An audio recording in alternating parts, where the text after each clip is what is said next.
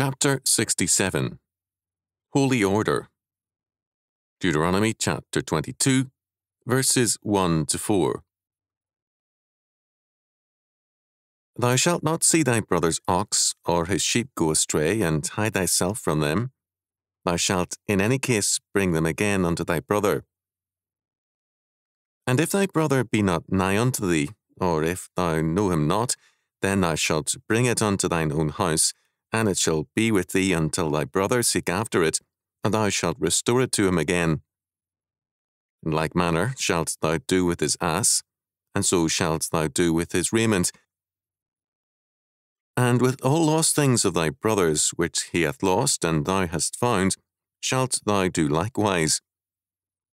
Thou mayest not hide thyself. Thou shalt not see thy brother's ass or his ox fall down by the way, and hide thyself from them. Thou shalt surely help him to lift them up again. Deuteronomy chapter 22, verses 1 to 4. To understand this text, we must recognize that our brother mentioned here is anyone, whether we know him or not, that is, our fellow man. In verse 2, this is clear when we are told that the person who has lost something is our brother, if thou know him not. This text deals with our responsibility to our fellow men, to our neighbour or brother. It uses examples of a simple sort, ones common to my childhood and youth. From time to time, farm animals would escape and wander off. If they were recognized, they were returned to their owner.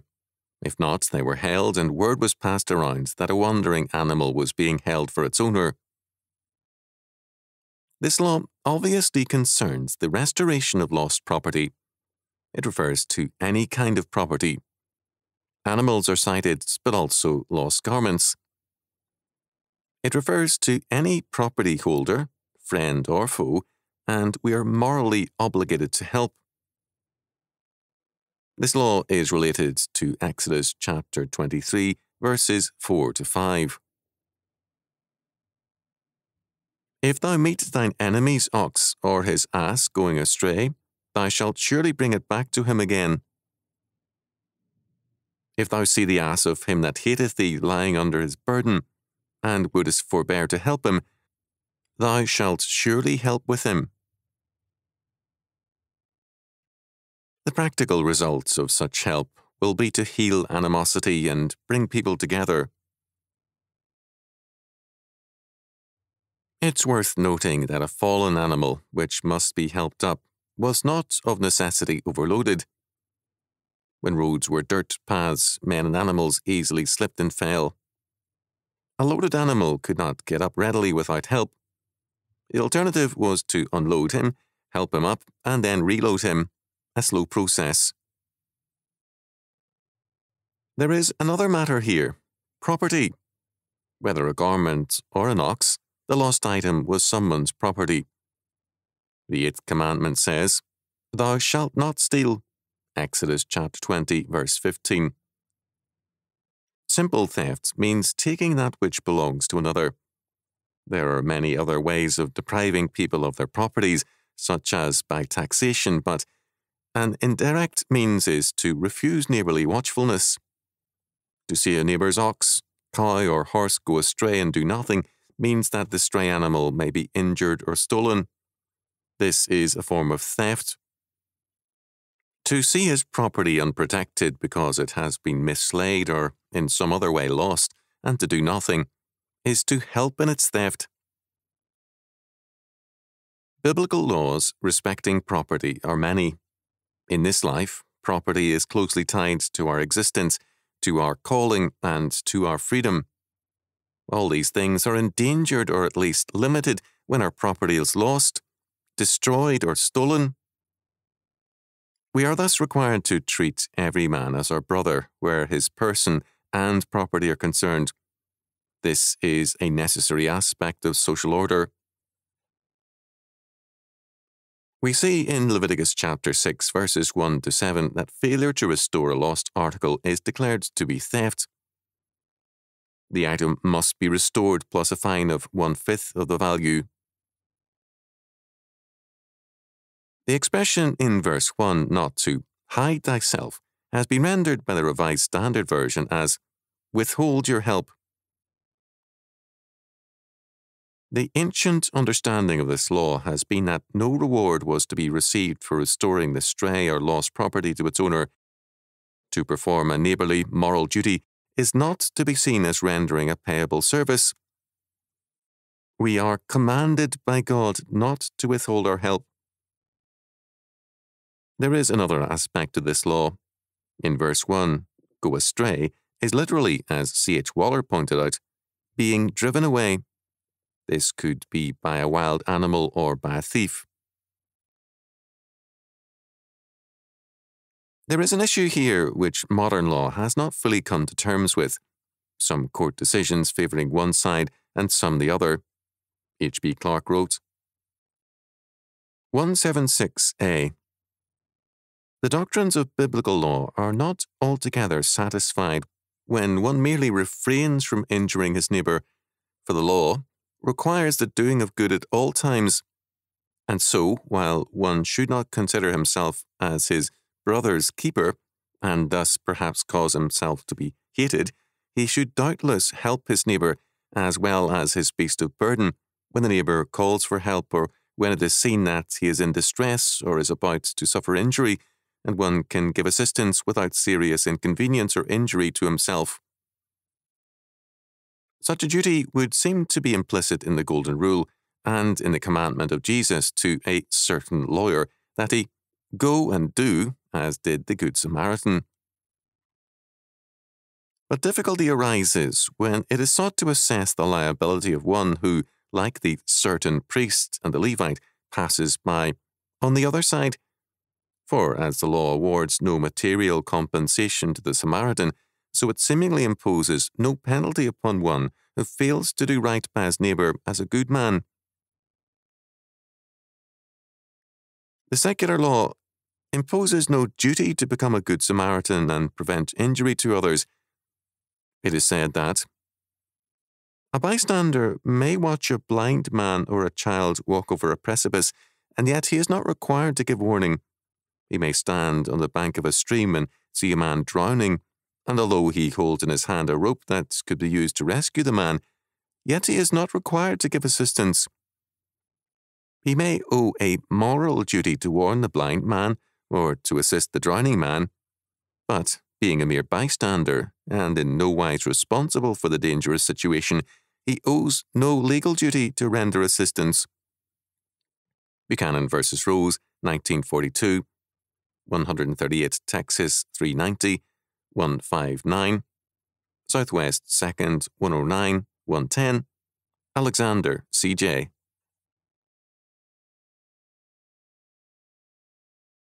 In recent years, doctors have found that rendering emergency medical aid as a Good Samaritan can be legally dangerous. As a result, we have created an irresponsible society because the courts have been receptive to immoral lawsuits. These verses indicate a double-edged aspect of the law of God with respect to our neighbour. First, we must love our neighbour. We must do him no evil, and we must see our enemies as included in this just treatment. Leviticus chapter 19, verses 13 and 18, and 33 and 34. Second, not only must we do him no harm, but we must not hide ourselves or withhold our help when need arises, as this law indicates. We come now to another aspect of this law which was once basic to our law and still is there to a degree. Ownership does not cease when our property is lost or stolen. We alone can transfer ownership of our property according to this law. In some areas, as with respect to title to ownership of an automobile, our civil and criminal laws are reasonably protective of our ownership. In other spheres, without any crime on our part, the state can and does seize properties. In so doing, the state becomes a thief in the sight of God. In verse 1, the expression, hide thyself, is a very literal translation of the Hebrew. Peter C. Craigy's comment is superb. Unlike Babylonian law, this law, is not concerned primarily with a criminal act such as the illegal appropriation of lost property. Rather, it deals with shouldering responsibility as a member of the covenant community. A man was not to hide himself from responsibility or to take no notice of the happenings around him that required some positive action on his part. Here we have an essential aspect of God's law. Instead of a finders-keepers attitude, the law demands responsibility on our part for God's order. Its primary concern is not our neighbour's property, important as that may be, nor our own character, but rather our responsibility to God to establish and further His order. God's ordering of life as set forth in His law is a holy order, and we are responsible for the maintenance and extension of that order. As some have said, neighbourly kindness is certainly required by this law, but its purpose is above all the development of a responsibility to God and in God to our fellow men. Its purpose is a just and holy order. Calvin saw this law as the positive counterpart to the prohibition of theft. The law requires preventing loss to our neighbour by the loss of his property in the manner the law describes, for it is abominable to God for us to refuse to be a good neighbour to our fellow men. Therefore, let us mark well, this law in forbidding theft hath also bound us all to procure the welfare and profit one of another. And indeed, it is a rule to be observed of us in all cases, that God, in forbidding any evil, doth therewith command us to the good that is contrary to it. Thou shalt not steal, saith he. And why? For he that doeth his neighbour any hurt or harm is abominable before God. Then is it to be concluded that, as I would have mine own goods preferred, so must I be chary of other men's also, and every man must do the like on his own behalf. There's no penalty attached to these laws of verses 1 to 4. The penalty comes from God in the form of anarchy and disorder. However, because of its closeness to other laws carrying a penalty, there could be punishment in terms of a related law. This law was the background and basis of one of the best-known parables of our Lord, the parable of the Good Samaritan, Luke chapter 20, verses 25 to 37. He related its meaning to the love of God and the love of our neighbour.